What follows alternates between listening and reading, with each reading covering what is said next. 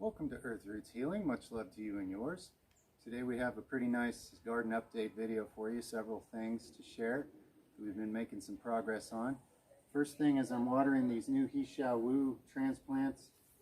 It's a high-level medicinal longevity herb with a lot of different types of benefits.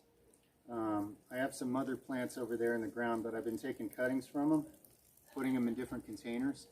And it's a climbing vine, the vine part of it. The root's the medicinal part, but it has a climbing vine. So I'll probably be hanging some chain link down this old wall to let these vines climb up it. But the roots will grow in the buckets here. It'll take about 2-3 years for them to mature enough to be ready to harvest and use. Other plants, if you want to go all the way with it, it's actually like a 7-year process to get the most masterful levels of what the roots can develop into. So I'll be doing that with some of them, but I'm working on getting some that we could start using within maybe the next 2 years. As well as down the line, there's a good chance we'll be selling some of these herbs through the mail to people. So it's, it's early, it takes time with things like this, but it's worth it because it's a super powered herb. I have a video on it. We have a video on this channel about some of the benefits. If you're interested, you could check that out. He Shao Wu, HESHOUWU, okay? If we think of it, we'll attach, at the end of this video, we'll attach a link to that video, just so you can learn a little more about it, or Google it. There's plenty of information. So let's go to our next plant of the day. So here we are at the potatoes. When we first planted some potatoes, we planted them in a zone over there.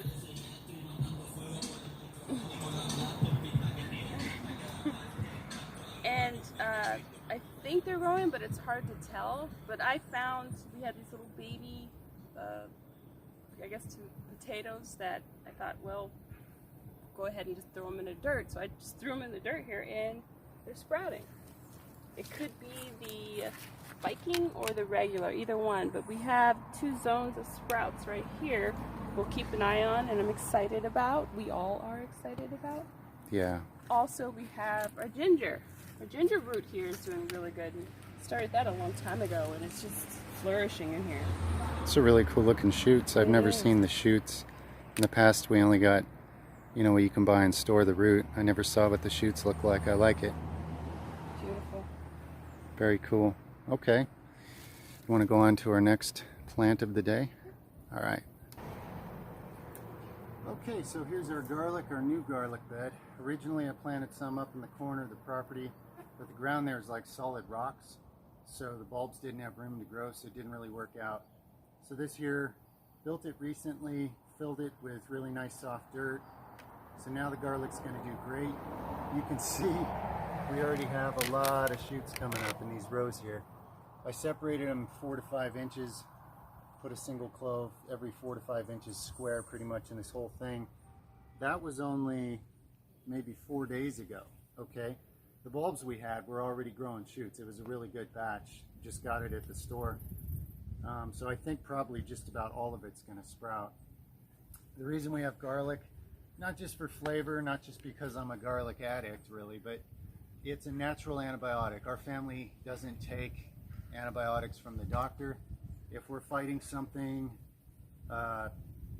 serious that we're not just going to easily beat on our own, garlic is one of the main things we use to help our body easily overcome it. It's a really good natural antibiotic, and it doesn't wipe out your healthy gut flora the way normal so-called standard antibiotics, man-made antibiotics will do. So it's a very healthy way to take care of viruses, things that you catch, things of that nature. Sometimes we'll combine other immune boosting herbs if one of us or one of the kids is fighting something pretty rough to speed up the process. But garlic is very potent. It's really just a matter of having fresh garlic, and then how do you get enough of it into your system. And there's a lot of fun ways to do that. Now me, I just love to eat it, but for a lot of people it's pretty overwhelming and strong, but there's different formulas you can mix it with so a person can consume enough of it to really defeat whatever your body's fighting. So I'm going to go ahead and water this, and then we'll head to our next plant update of the day.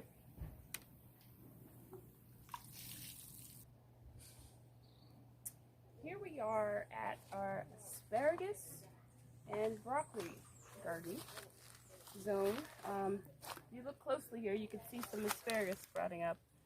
But That's these little spindly guys? yeah. Yeah. They take a long process to grow, but this is good. I mean, It's a good start. yeah, that they're starting. So that's starting here, and here you can see the broccoli, the random shoots here. Lots and lots of shoots. These look beautiful over here. Yeah, that's a crop Natalie planted a lot earlier. And these little ones here are something I just put in recently, but a lot of them are shooting up. We're gonna weed this out. Yeah, we're gonna weed it real soon. Lots of things are coming up, as usual. Yes, and also I planted some sweet potatoes. Let's have a look at that. Sweet potatoes. These are sweet potatoes. Ah, pretty. As you can see, the sweet potato here. Wow. Yeah. Gotta cover that with some more dirt. Those shoots were purple before, now they've changed to green. Yeah. That's interesting. Look at that broccoli. I like the leaves of broccoli myself. Broccoli leaves. Mmm. We have a foreigner in here. Yeah, the vines are moving in. No, that is sweet That's potato. the potato? Yeah. I wonder if it becomes a crawling vine and plants more along the ground. We'll keep an eye on this, see how this goes. Yeah, we'll find out. Okay, there's a papaya tree. It's doing okay. They got some of them were hurting from so much rain lately. Now that the rain's backed off for a few days, they're kind of bouncing back. Anyway, yeah, see that? Point again, honey, in case they missed it. We got little papayas on 2 or 3 of our trees trying to grow already. It's amazing. These are only like, I don't know, 7, 8 months old or something. All right, should we go to our next plant of the day? All right. Welcome back. So a few videos back we showed where we had little sprouts of green beans. Here's the progress since then. Most of the plants are alive. It's actually been dry finally for the last week, so I'm going to go ahead and water them today. But the ones that are alive are making pretty rapid progress, and we love green beans. The last time we planted them here, we got a lot of nice green beans, but then the weeds took over. They were on the ground, and we lost them. So having them in this box makes it a little easier.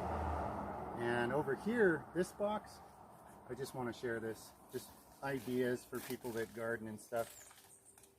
This one was all filled with weeds, but then because where we live is so like fertile, the weeds started to grow, and it was just a weed box.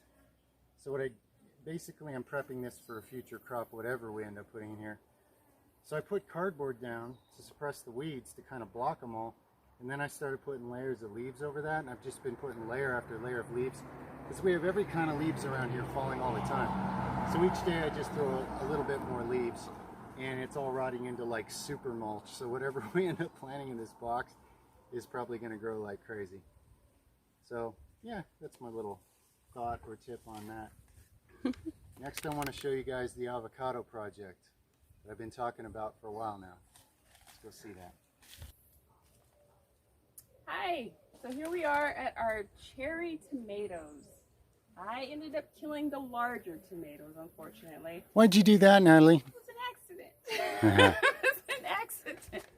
You know, when you're gardening, you think, oh, let me add this, let me add that, and I added too much of something, and it just, the plants didn't like it. But I did transfer these cherry tomatoes over here, and the rooster noticed, got excited, and started plucking at all my cherry tomatoes that had grown, that started sprouting. So I put, I don't know if you can see it, but I put bird netting around it where they can't get in here. Yeah.